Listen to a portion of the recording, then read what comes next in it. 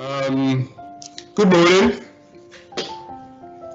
and welcome to Details webinar tagged Great Expectations, Workplace and Wealth. So for those of you who have read the book by Charles Dickens wrote a book called Great Expectations, and there was a major character in that book called Pip. And Pip is someone who went through a lot of issues in life and came out stronger at the other end. Pip has two major stories in that book.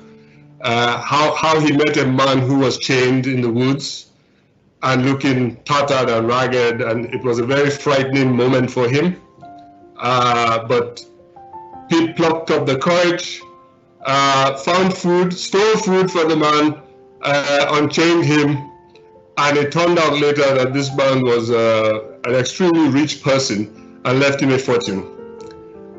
Pip also met a lady called Estella, who he fell in love with. But Estella was not enamored with Pip because Pip was not so refined and not so educated. And that spurred Pip on to start educating himself, reading books, going to school to learn how to become a refined gentleman. And this is why we tag these Great Expectations, because we think that in the midst of everything going on, there would be a lot of Pips out there who would take advantage of the situation. And we think that, in line with the saying that, optimists always find opportunities in a calamity, while pessimists always find calamities in an opportunity. We think that, we want to have a conversation on the optimistic side to see where we can find opportunities despite what is going on, the pandemics, the oil prices, whatever. So this is just an opportunities discussion, and I welcome you all, and I ask you to enjoy the discussion. There will be time to ask questions, and to help us stoke the fire as we discuss this. We have a few people on board. First and foremost, we have Odun Onadike, who is the COO of Detail Commercial Solicitors. Odun is a HR practitioner. She founded a Girls Guide Club for teenage girls. She's an ex-banker. She used to work in a bank for 8 years. We have here also my good friend, Oke Oyebule, who's an investment banker, CEO of Gulf Africa Capital. Oke studied electrical engineering and then veered into investment banking in New York after he did his MBA. And he's one of those intelligent people, and friends call him Prof. And his interests are boxing and gentleman's classic tailoring. And then we have another good friend of ours, William Breeze. Today I'll just call him Will because that's what everybody calls him. He's a partner with Herbert Smith and Free Hills. William speaks Italian, but we'll ask him not to speak Italian today. He's a great lawyer. A commentator says he's impressive, outstanding, and experienced. He studied modern history at Oxford University, but we'll tell him not to be a historian today because we have only 1 hour. We have 2 other people who may join us, so I will introduce them just in case they eventually do. Martin Kavanagh is Will's partner at Herbert Smith and Free Hills. Martin leads the Energy and Natural Resources Department of Herbert Smith.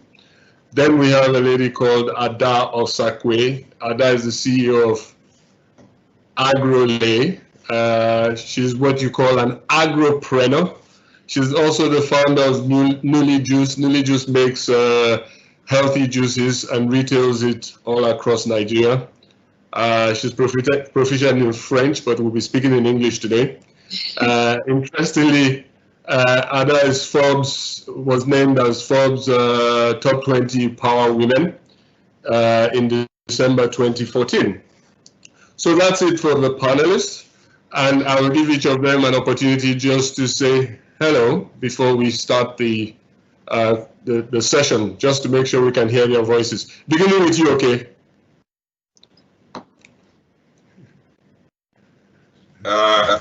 Good afternoon, ladies and gentlemen. I knew you were going to do this. I was just hoping Will would go first.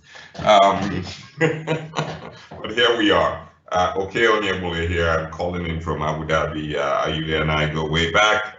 He was my lawyer and in many ways my savior from myself during my time in Africa. And so I've worked extensively with him on all sorts of projects, project finance, oil and gas deals, mostly on the commercial side. As you know, they don't do much litigation, but he's also sort of looked after me in that regard. So that's it. Very short introduction. I have an electrical engineering background and an MBA in banking and finance. Started out at JP Morgan in the oil and gas M&A group, and then rotated to Citigroup, what is now Citigroup, doing media and telecoms and oil and gas as well. Went to the buy side, did some time at BlackRock, and since then have been between sort of private equity, did some ALM treasury work at Citi as well, and that's it. And here I am in Abu Dhabi, and I advise sovereign wealth funds on investment opportunities and projects. Thanks. Okay. Will, say hello. Let's be sure we can hear your voice. Thanks very much, Ayuli. Thanks all. Well, as promised, I'm not speaking Italian, and as promised, I won't speak about matters historical unless they really do pertain to what we're covering. Ayuli's introduction has been very kind and very generous. It's, as ever, a pleasure to be working with the detailed team and with new friends on the call now. And of course, it's a good example of how modern communications technology is allowing us to do something that we probably didn't do so much of before. I'm sure that we'll all touch on that in the course of today's session. Anyway, I know there's much to cover, so I'll be quiet for now, but very much looking forward to this. Thank you. Audrey, are you there? Yes, I am. I am here. It's good to be here. My name is Odunla Onodipe.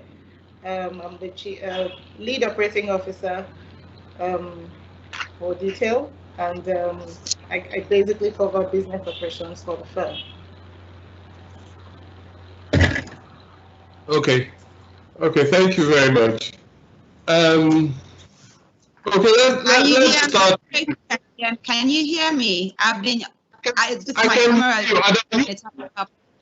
on, yes, but for some reason the camera is not showing, but I'll just continue with the conversation. It's great to be here. Thank you for having this conversation. My name is Ada Osakwe. Yes, great. I'm Ada Osakwe. As you said, I'm the CEO of Agrolay Ventures. Yes, I'm the CEO of Agrolay Ventures and a company called Nuli Juice. We focus on farm-to-table food.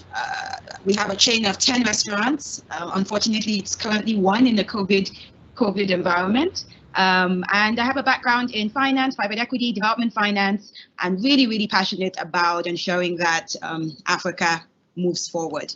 So in a time right now that everyone's talking about the doom and gloom, I'm really glad to be having this conversation to look out for the silver lining. Thank you, Ada. Why is Ada's photograph not showing? I think someone needs to knock themselves up. I can see you, Lolade, I shouldn't be seeing you. Same for you, Chukuni. So maybe someone needs to knock themselves up off. I'll find out why her camera isn't showing, but see what you can do about that. Anyway, so it's good to have you, Ada. Thank you so much. So let's start with you, okay?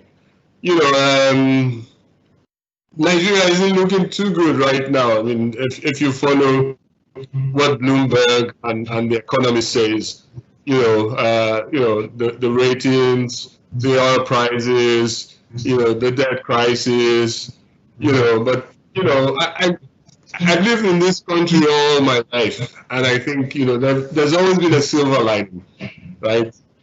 So tell us what you think. Are there any silver linings? Well, look, I mean, Nigeria is not alone.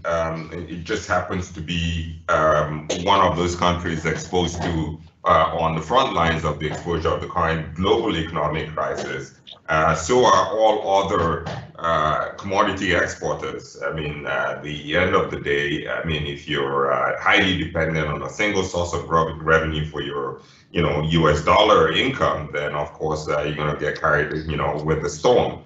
So I wouldn't sort of single Nigeria out as sort of a problem child here. It just happens to be collateral damage from sort of what's going on around the world. Now, I think, again, it comes down to, the source of the problem is oil, right? Or over-dependence on oil. And we've known this for decades, right? We just didn't discover this last night. And there's been a lot of talk about diversification and getting away from oil as sort of a sole source of the fixed income for the country. And what I hope is that this is a wake-up call. I don't think we've ever had it this severe from a shock standpoint. And it's probably going to get a bit worse before it gets better. And my hope is that coming out of this shock, which I think will shock everyone, that people would get a bit more proactive about diversifying the revenue source. Now let's talk a bit about that. So diversifying the revenue source. I mean, if you were to take the decision, where do you think this will take us? And what will be the specific opportunities for entrepreneurs? What will be the new sectors that will, kind of compete with oil? Well, look, let's not kid ourselves, right? Every country or nation that has become and emerged or sort of emerged from developing status into developed status has gone through a phase of industrialization. Now, whether that's an option for Nigeria and indeed all of Africa at this point is in question, because here we have a lowest cost producer in China, right, and the Far East.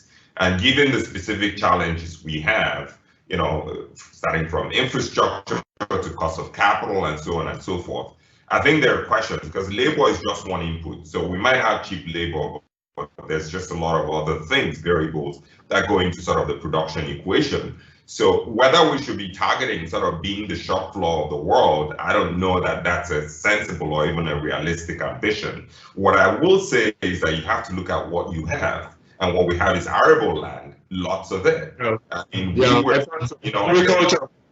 Agriculture. I mean, this is where we started, right? Let me stop you there, okay, and move to Ada. Ada, are you there? I am. Can you hear me? So we've come into your territory. This is agriculture. Yeah. So as Oke says, we're basically taking away from the oil money he's been making, and now we in agriculture have to So, but honestly, I really have to look for clients in agriculture now. We have to look for clients in agriculture, not oil and gas. Absolutely, but so what do you think will happen in the agriculture space over the next 3, 4, 5 years? I think this is really our time. I've been saying this for the last few, 5, 6 years, since the time I worked in government and I got the agriculture bug. I wasn't always doing this. I was in power, private equity, infrastructure, and then I moved to agriculture because I couldn't understand how Africa was spending over 40 billion naira importing food that we could otherwise produce locally. And I know there's a lot of lip service to the fact that, we're going to diversify our economy. This new government, when they came in, they said that. But you're now at a situation that, looking at the situation that the shit has hit the fan, excuse my language, but we have to look at these homegrown solutions right now. We have to look inwards at self-sufficiency. There's no more importing from China for specific goods, toothpicks or whatever that we weren't even producing locally. There's no more of that. Everywhere is closed. And even if it wasn't closed, everyone's thinking about their own interests, their own national interests, and not thinking about Nigeria or the rest of Africa. So it's a wake-up call. And hopefully, I feel it's a wake-up call that's here to stay. And that's where I really see the opportunities. Agriculture would always be a way that, the fact that even though my sales are down over 80%, the fact that we could still earn something because food is an essential service. That's a defensive sector right there. So I just believe that agriculture will continue to thrive, but this is the time that we truly have to look at, not just about Nigerians producing mangoes or producing tomatoes or producing whatever that just stays there to rot and there are no markets. Let's industrialize and keep the value within Africa. We can't continue importing corn or whatever because for the huge market and the opportunity, because the beauty is that we have a market. We have such a huge market that we buy and make money for anyone. So I do think that finally, I hope this is the time for agriculture and the opportunities are ripe. Excellent. And now you're also in the retail space, right? Do you think that at this time there will be some market for people who are into home deliveries? I mean, if you look at the statistics, across the world, companies that are into home deliveries seem to be doing very well at this time. What do you think? Oh, absolutely.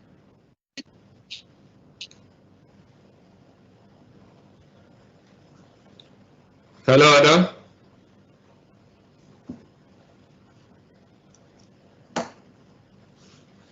So I think we've lost her. Can you all hear me? Can you hear me, Will? Yes, I can. Okay, are you still there?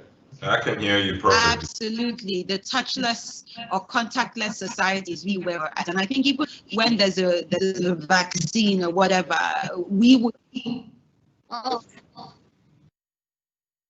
I can... Oh, wow. It was a big delay.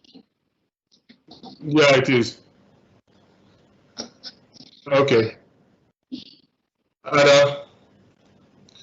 So there's clearly an opportunity for people to improve connectivity and ways of people to communicate. I don't think the Zooms and all the other technology have really gotten this 100%. Okay. Let's move to Odu. Odu, are you there? Yes, I am. Okay, good. Well-being is going to be a major issue in this period. I mean, I think, with this lockdown, a lot of people have gone slightly crazier than the world was previously. And then, with the changes in the workplace and the fear and everything, as a HR person, I mean, what do you think is going to happen to the well-being sector? Right. Can you hear me? We can hear you. Okay, fantastic. In my opinion, I think that there will be much more focus on well-being, on wellness, generally speaking. Safety, physical health, and mental resilience will be at the forefront. So admittedly, organizations will now need to build programs around managing employee well-being. With more people working from home, I see us putting together systems or support programs around managing employee well-being, generally speaking. So with the new normal of more flexi time, people working from home, organizations will also need to work also on team connectedness, because that also goes, it tells a lot about the well-being of an employee. So usually when people take time off work or they engage in flexi work programs, so people choose days that they can come to work as opposed to coming to work 9 to 5 every day of the week. when people stay back at home, there is need for them to reconnect when they come back. So with well-being at the forefront, organizations, most importantly HR, will focus more on programs that will support the mental health and the general healthcare of employees. I mean, the upside to this is that organizations that leverage an employee wellness program will see much more engagement even from their staff. That's how I see this playing out. Much more focus on well-being.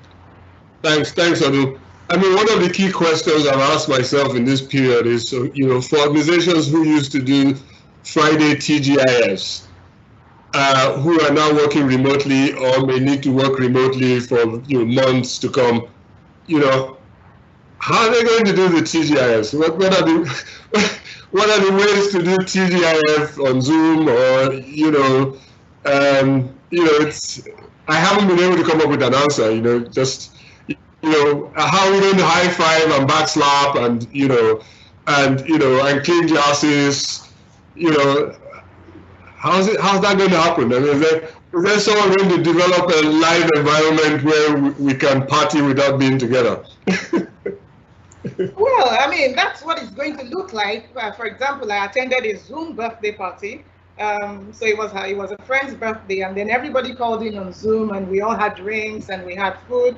So I think pretty much we will see organizations coming up creatively with ideas like this. You can have team activities, you can have fun, throwing gifts at one another. So yes, there will probably be new virtual parties. Thanks, Anu. Will, let's come to you. I mean, you are based in the UK.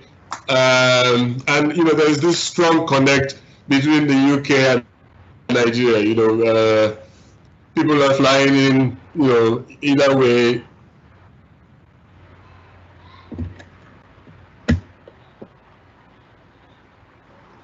Okay, for many things, education, tourism, and football, which I always complain that watching. The teams in the UK league, and they're making a lot of money because they have viewers from Nigeria. We don't share in any of that wealth. Anyway, that's beside the point. How do you see the UK reacting?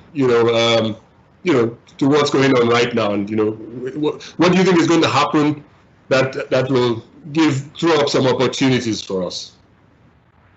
I mean, I think that setting aside the political and governmental challenges the UK has been facing, I do think there are a lot of opportunities that are going to pop up. The pharma sector is clearly something that's going to boom, and not just in looking for a vaccine for COVID-19, but more generally. And I think that'll feed through to a wider, much deeper, stronger focus on healthcare. So looking at hospitals, looking at care homes, looking at personal protective equipment across the board, that's going to be very important. Well-being and nutrition, of course, and Ada, I think, is going to be even busier than usual as people realise the importance of looking after themselves. Challenges-wise, notwithstanding the benefit of having this sort of interaction and Zoom birthday parties, for example, and group drinks and team quizzes and things like that, nothing beats meeting people in person. And so I think the sooner that we can all get back on the road and get back onto aircraft and meet up in person, the better. That level of interaction is going to make a real difference.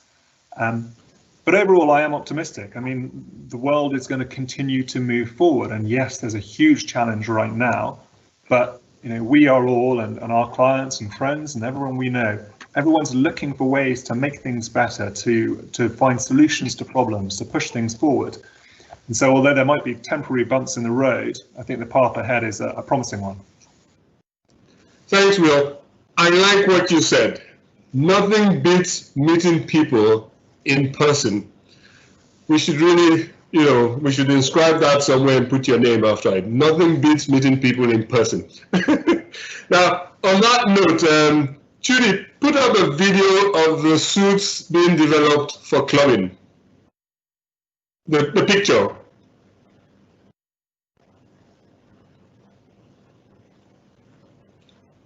Julie, are you there? Okay. Lost in transmission. Chukudi. Okay, we'll come back to it. Oh, he's putting it up. Okay, great. So I found this on Twitter, just in. California design firm working on protective suit for concerts and clubbing. The suit is designed for partying and safety. It includes an N95 filter, as well as a snap-in canisters for drinking and vaping. So, so I mean, people are thinking. Right, people are listening to Will, that nothing beats meeting people in person, right? And if we're going to still go clubbing and meet people in person, some people want to do so feeling safe. They want to have masks covering themselves, and they want to have this, little space to put in their straw and vape and still have a drink. So, I mean, for me, this just tells you where the world is going to. I mean, we're going to see who the thinkers are over the next couple of months and years to come. Okay, Chidi, thank you very much. Thank you. Okay, so okay, let's come back to you. Let's come back to you. I mean, you can't talk these days. You can't talk about the world without talking about China. Everything you talk about begins and ends in China, including Wuhan and the virus, and So they've been through hell and high waters, even with the Western world and everything.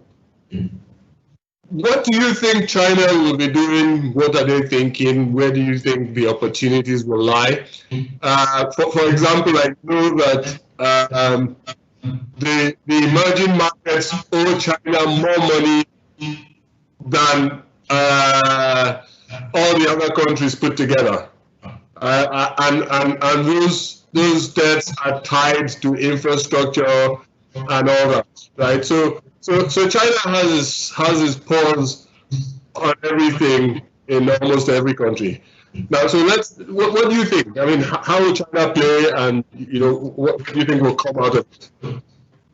Well, look, I made a few notes on China, and I mean, we could talk about China from here till the cows come home. But I mean, there are a few things that jump to mind. One is, China remains inextricably linked to the U.S., whether it likes it or not. It's a largely export-dependent economy. Most of its GDP is still tied to export, despite all attempts to to stimulate the middle class and basically stimulate local consumption to take that up. But it's still largely export-dependent. Massive sorry if I'm speaking a lot of economics here, but I'll try to break it down. But massive current account balances being recycled into dollars through treasury purchases. So it's stuck. China is stuck in this it's like a hamster on a wheel, right? For it to keep breathing, it needs to keep selling product into the US, right? And it needs to figure out how to break that cycle. And my thinking is that this new Belt and Road Initiative, it's probably its only way out of that cycle. Why? Because what China is trying to do with the Belt and Road Initiative is to essentially to export a model which has already in a sense proven itself in China. China basically lifted hundreds of millions of people out of the farms, out of poverty into the middle class through these massive infrastructure projects, right? So they've done it on a small scale, and I think what they want to do with this BRI is to basically export that model and essentially do it in Europe, in Africa, along the seaways, and so on and so forth. Obviously, the US is not having it, and you're seeing all the back and forth. So to sum it up, I think that China needs a solution. It cannot keep growing at 7, 8, 9% anymore. based on the old model of exporting to the US and the EU and sort of developed countries. So I think China is at a crossroads, and it needs to figure out how to sort of make that transition either from a pure export economy to a consumption economy, which is not there yet because they don't have the numbers locally to replace that consumption with export. So it has to be major infrastructure projects which will sort of spur bank lending, construction, manufacturing, and all of that stuff, surplus capacity they can export. So that's my view on China. Thank you. Does that make sense? I hope I didn't sound too much like an economic professor. Ada, are you still on? Is Ada on? Have we lost Ada?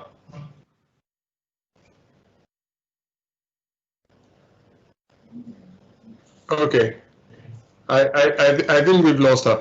But what I hear you say, okay, is, I mean, if I summarize it from an opportunity standpoint, right? China is export driven, and China exports to the US, exports to emerging markets, including Nigeria. A lot of things coming into Nigeria from China. Correct. If what is going on is going to reduce China's ability to export, then it will also create new markets in countries where China previously exported to, because then it creates probably new manufacturers. So there would be probably new manufacturers coming on board in Nigeria trying to substitute the products that would otherwise have come in from China. Will, what do you think about this? I think one of the things we're going to see coming out of the whole crisis is a sort of a reshoring, if you will, of production. In other words, less reliance on complicated international supply chains and a much greater focus on being able to produce products nearer where they're consumed. Now, of course, we'll still see international supply chains, don't get me wrong on that front, but I think personal protective equipment is a good example where there hasn't been enough supply in any country, frankly. And there's been lots of talk about deliveries being hijacked along the way. So sort of in Middle Eastern airports, you see America reportedly commandeering aircraft loads of face masks, I've read in the press. So I think that's a good example of where we'll see production coming back home, if you will. And I think that China will be probably suffer from that.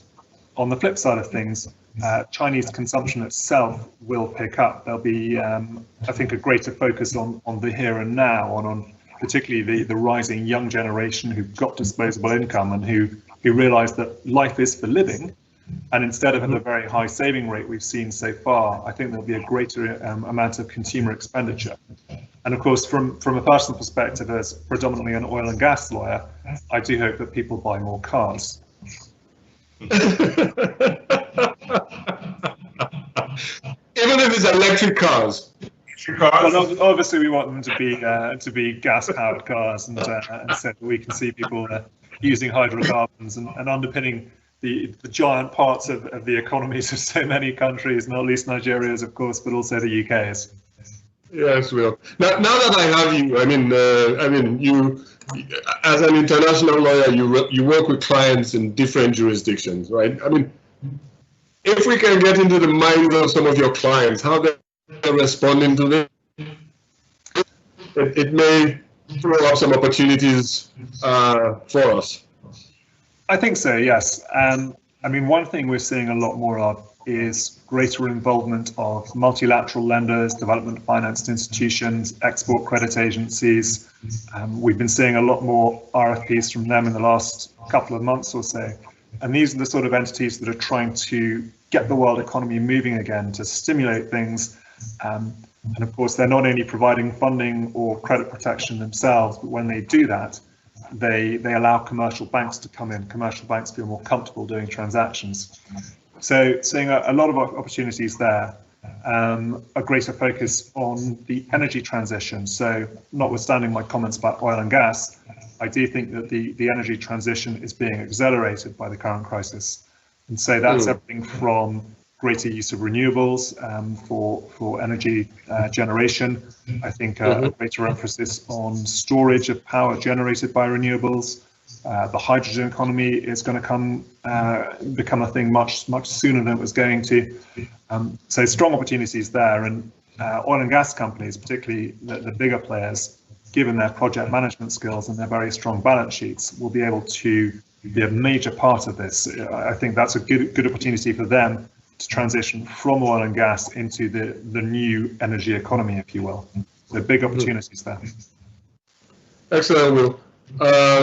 Just one last thing. I mean, many companies going insolvent.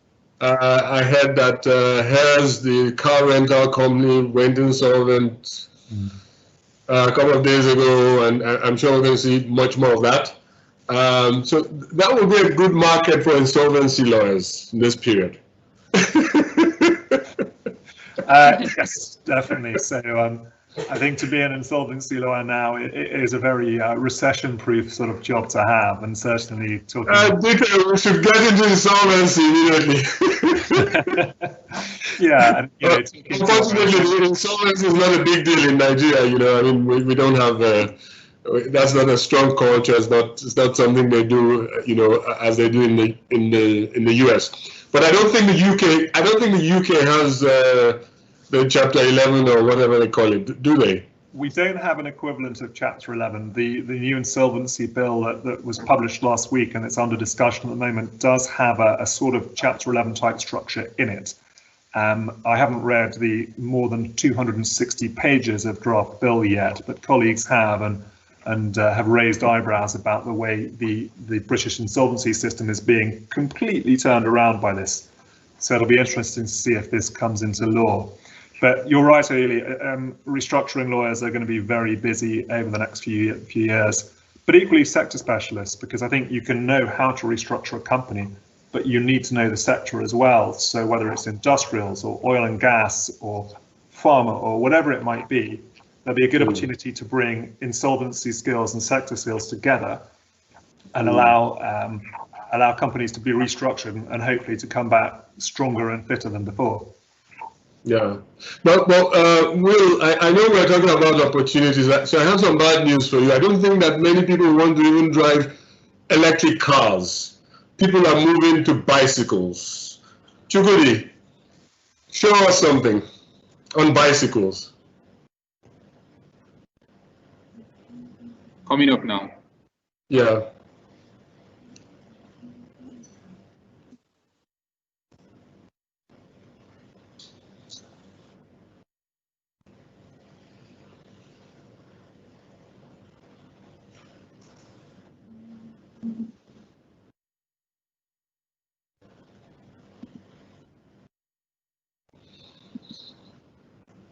So this is what's coming up is a Dutch company, and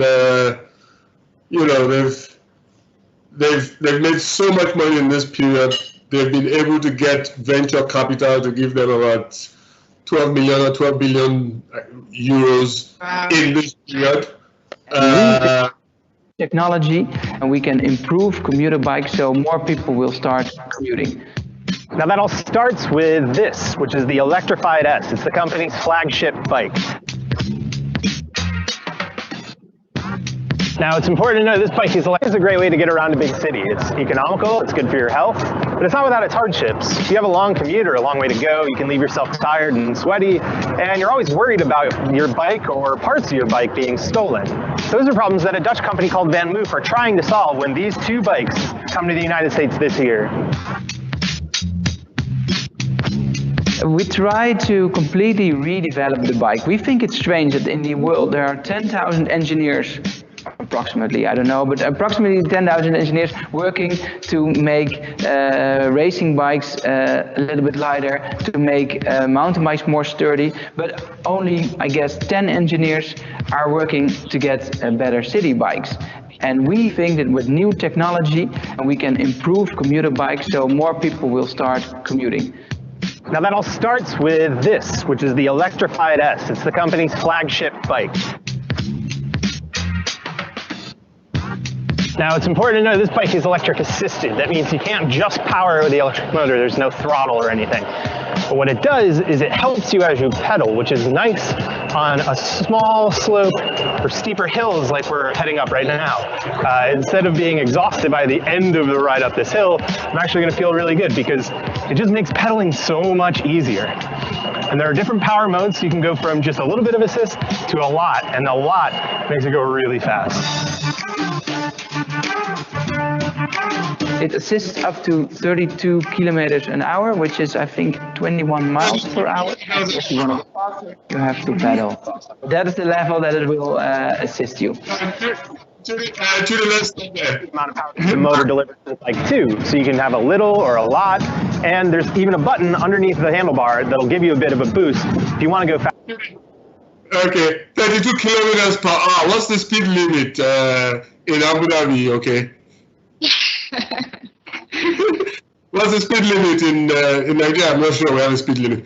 What's the speed limit in the UK?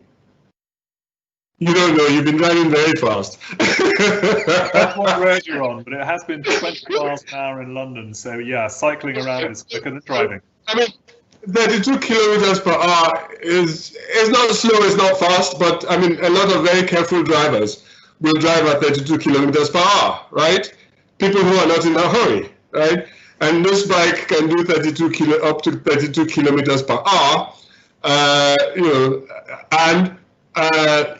they say that their sales between February to date, and their orders grew exponentially. They couldn't meet their orders, and they got venture capital to give them, millions of euros quickly, and they teamed up with some company in Taiwan, and this may be the next mode of transportation in many cities around the world. Okay, what do you think?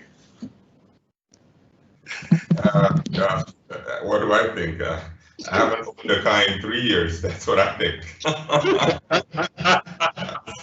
Sold my car 3 years ago, and I haven't owned one since then. And frankly, I don't feel the difference. I mean, But you've been using Uber. Well, I mean, there are options. There's Uber, there's the Uber version here at Careem, and sort of you learn how to be a bit more sensible. You learn to survive on one car, for instance, as a family. You just, these days, with telecommuting, you don't have to go anywhere. You can order in. So we tend to sort of live a far more efficient life, which calls for less carbon emissions. Excellent. I think we have, Ada, are you back on? Yes, I'm on. Okay. Okay, good. Okay, good to have you back on. Just before we come back, you give 1 minute to catch your breath. Audrey, are you there? Yes, I'm here. Okay, so in the past we used to talk about workplace. And workplace was a place you go to. It's a workplace. You go to a place to work, right? A lot is going to change. Are we going to have workplaces going forward? How do you think the mode of working will change? What opportunities do you think it will throw up? Right, so I think that the phrase workplace may not be used anymore, and this is why I say so, because workplace is increasingly becoming location irrelevant. For obvious reasons, virtual working is the next normal. So workplace will simply refer to whatever location an employee is working from. It may be replaced by phrases like workspace, workstation, work location. So when people ask me, for example, are you at work? I mean, currently Detail is working from home fully. So if you ask me, am I at work?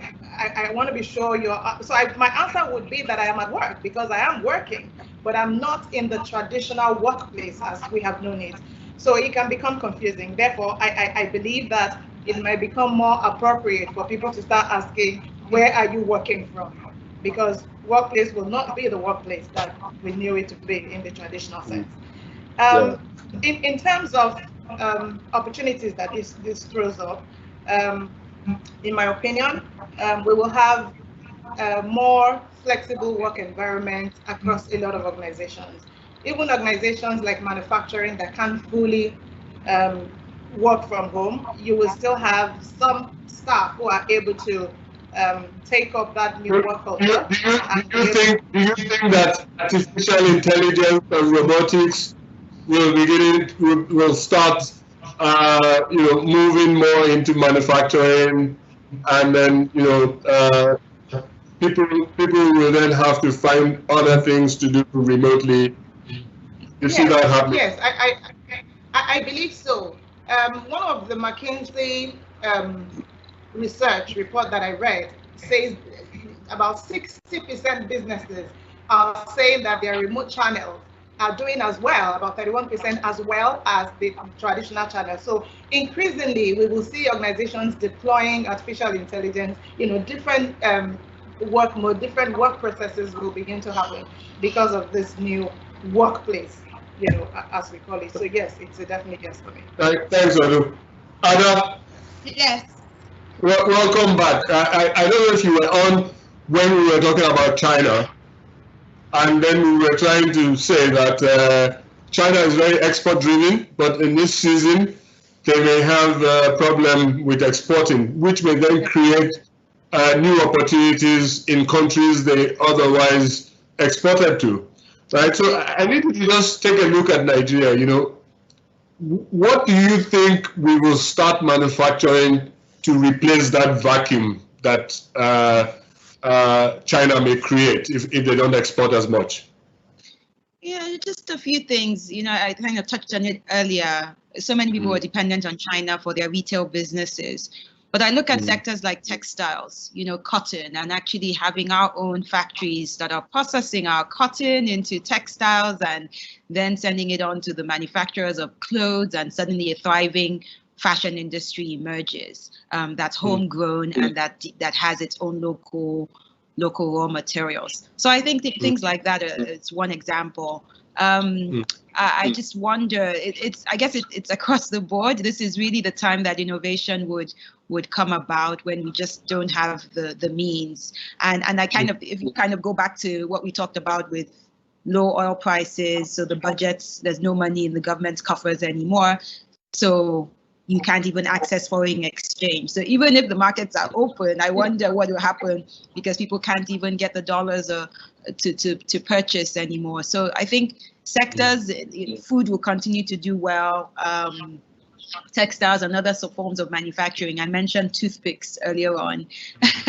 Just some of the minute things. Yeah. So there's a gentleman whose name I forget right now, that manufactures cars in Nigeria. Who can remind me? Innoson Motors. Innoson, right? So do you think that a guy like Innoson, obviously every car manufacturer gets different components from places like China, right? Even the Ford Motors and things, So do you think that people like Innoson will be able to start doing their components here, or they can enter into a synergy with someone to start manufacturing components for them? Or do you think that the Chinese will actually, because this is what they probably do, they'll probably come into different countries and start manufacturing on ground, rather than I don't know, it really depends. Again, innovation would push us to do a lot more than we typically wouldn't have done. But I think about, when I talk about that local, looking inwards and the homegrown solutions, I typically focus on the sectors that are essential, food security, healthcare, those sorts of spaces are where I feel that we would be forced to look inwards and make things ourselves. But then I don't know about cars. Cars. It's not something that you can own a car. You don't have to own a car. Okay, So. Yeah, but you're right about healthcare, Ada. In this period, we've seen Nigerians begin to make masks. Masks, even up to respirators. You have our young engineers. We've seen locally made masks. I think the only thing we're not making locally is test kits. But we've seen suits. We've seen masks. people have rigged up very quickly, and it's not going away, right? It's not going away. You know, I was saying to someone a few days ago that people will need shoe covers. In my home, there's protocol when you go out and you get home, you have to take your shoes off outside and put them in the sun. So people will need shoe covers. They will be made locally. There will be things around healthcare. You are absolutely right, Anna. I think this is an appropriate point for us to take questions. Chukwudi, are you there? Do we have any questions?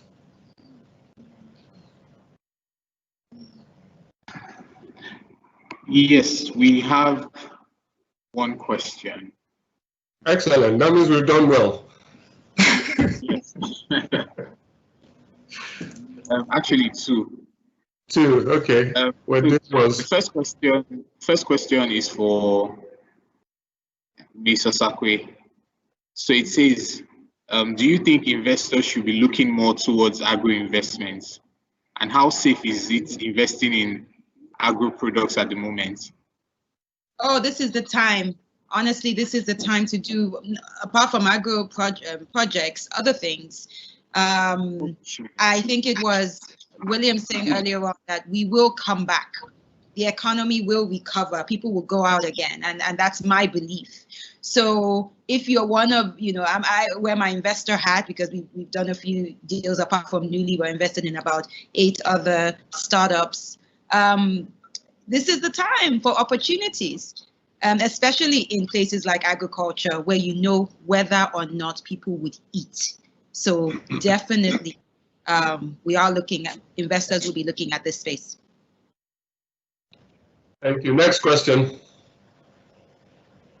The next question is also for Mr. Sakwe.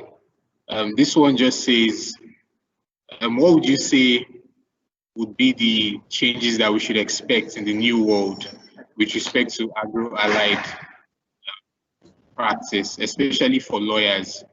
Should we see a lot of interest by lawyers in the agro-allied space? Absolutely, and I think others can, maybe Ayuli can join me in answering this, but... And Nadas, you go, make sure that you come and use detailed solicitors. I know, and I was just about to say that because detailed solicitors, their interest in the agro space. You have to understand that agriculture is not just about the production end, it's also about the infrastructure, opening up markets, building factories, scaling up, and we need lawyers to do those contracts and think through all the different parts of the value chain. So I hope you've finally done something in the agro and food space, but yes, lawyers should be there. Will, do you want to add something to this? I completely agree. I think that we're going to see ever more of this, driven by a couple of factors. First of all, the need for finance alone. Agri-businesses often operate on quite thin margins. So I think finance is needed on a supply chain basis. But we're just going to need to see more investment generally. There's going to be a demand for funds. The nearshoring of production will apply to agriculture probably more than anything because of where the product is consumed. And I just hope that others don't face the challenges faced in the UK, where thanks to Brexit, we can't get people to come here and pick soft fruit. So we have raspberries and strawberries and things rotting in the fields at the moment, which is less good. Maybe an opportunity for somebody to come up with a robotic solution. No, I'm coming to pick them for you, Will. How much will I get paid per hour?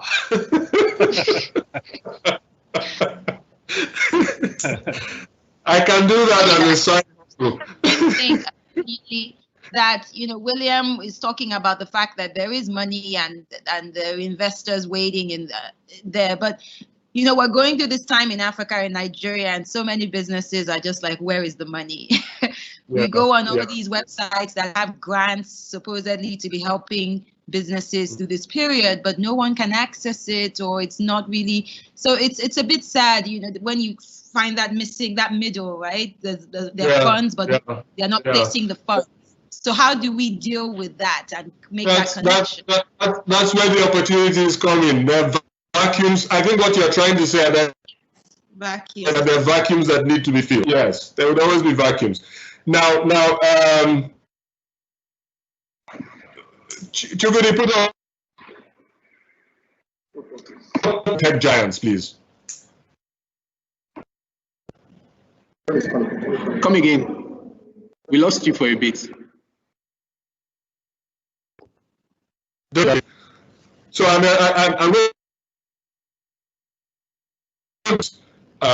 some of the tech in this period, right? So I mean, pots of money just from being at the right place at the right time. It's just their time, right? Yeah. So this is a graph from Statista, right? And if you look on the extreme left there, you will see Amazon, right? And the dark blue is the results for Q1 2020, right? You know, and if you compare that, you know, with Q1 2019, you can see that they've gone up plus 26%, right? And all of them in that bracket, Apple, Facebook, even if they haven't gone up exponentially, they've not gone down, right? You know. That's the important thing. Yes, exactly. Yes. Yeah. So I mean, what this is this is just one industry, but I think the point we're trying to make here is that, you know, there are opportunities, and there will be several industries who will be doing well in this period. Okay, if you were to put money in an investment, these are the kind of companies we should be investing in right now.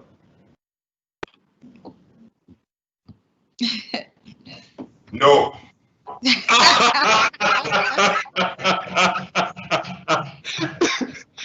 Okay, has a lot of money there. He doesn't want us to share with him. I'm sorry to disappoint you.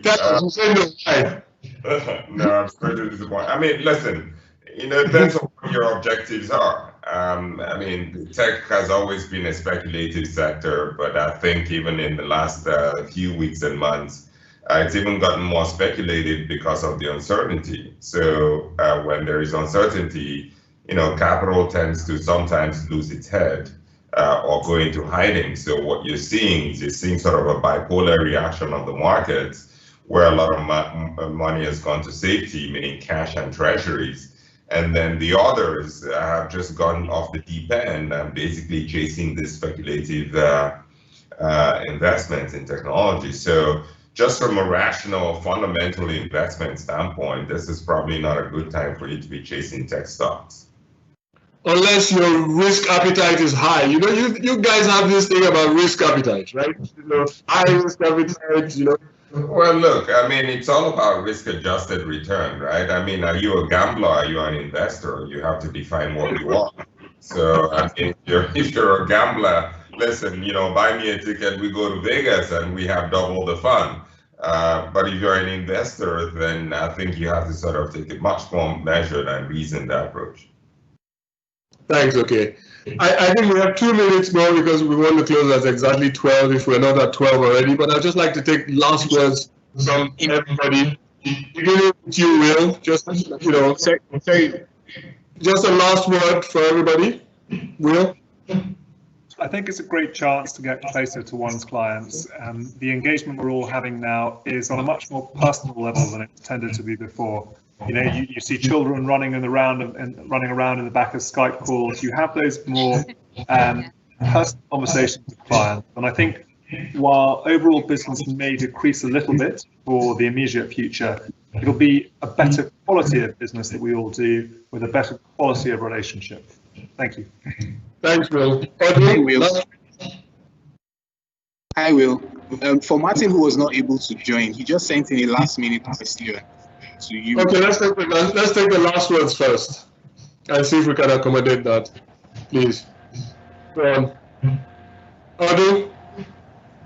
Oh, right. Okay. So I think for what we have found from this discussion is that people just need to stay positive and see the opportunities in this. So I guess it's for people to embrace the new normal, start rethinking, start reimagining. You know, we develop resilience and have deep resolve to survive this and make the best of it. So I believe that with this, the journey to survival and growth begins. Excellent. Anna, are you there? Yes, I thought you were going off planting something quickly.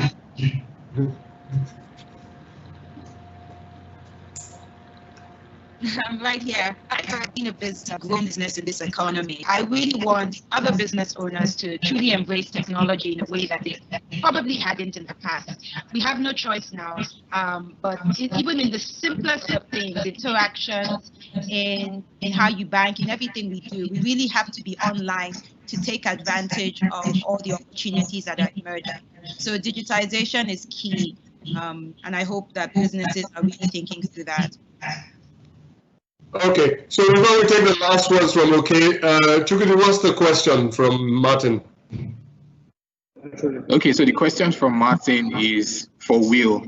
He's asking, Will, what do you think the current way of working has done for relationships between professional service providers and their clients? I mean, to a degree, I touched on it. I think Will just answered that. Go ahead, Will. Sorry, yeah. I mean, two things. Firstly, like I said, I think it's made for a more personal relationship between clients and professional service providers, and that's a good thing that has come about from the crisis. I also think that responsiveness is going to be ever more important. You know, there's no excuse not to reply quickly to something because none of us is on a plane at the moment. We're not traveling. We're not commuting, so we can be even more responsive to clients. That said, I do emphasize my view that nothing is going to beat an in-person meeting, and the sooner we can be back on planes and back in meeting rooms with our clients, the better it's going to be for relationships. I look forward to seeing you in Lagos soon. Okay, let's take your last words before we wrap this up. Well, Ayuli, like you said, it's all about optimism and trying to remain optimistic in the face of what seems like a crisis. Listen, I mean, I call this creative destruction. So from the Western standpoint, right, we've gone through this large debt cycle or credit cycle where everything's just been sort of over leveraged. So I think we have to go through this period of destruction, and then obviously out of those ashes will rise opportunities to fill that output gap. So if you're an entrepreneur or a thinking person, and then there will be lots of opportunities to create new stuff or to take up positions that were, previously held by legacy players. Thank you. Okay, I mean, I pick up two words there: entrepreneur and thinking person. I just think that in this period, we should all just put on those two hats at the same time: entrepreneurial hat and be a thinking person. We should stop looking at the curves and the bad news and the statistics of who's dying, and we should start looking at some of these graphs. Who's making money in this period? Where can I plug in? Who needs something in this period because of all that is going on? How can I fill that vacuum? I think there are many opportunities out there, and I think what we've done in the last 1 hour is just, throw up some of them, but I think these are a drop in the ocean compared to what's out there. And I think we should all just go out there and, like Pete, we should have great expectations. And thank you so much for listening. And thank you all for your contributions, Will, Ada, and Martin, who wasn't able to join. And I think this is a good place to wrap it up. Thank you. Thank you very much. Thank you. Thank you very much. Thank you. Thank you. Bye, everyone. Bye.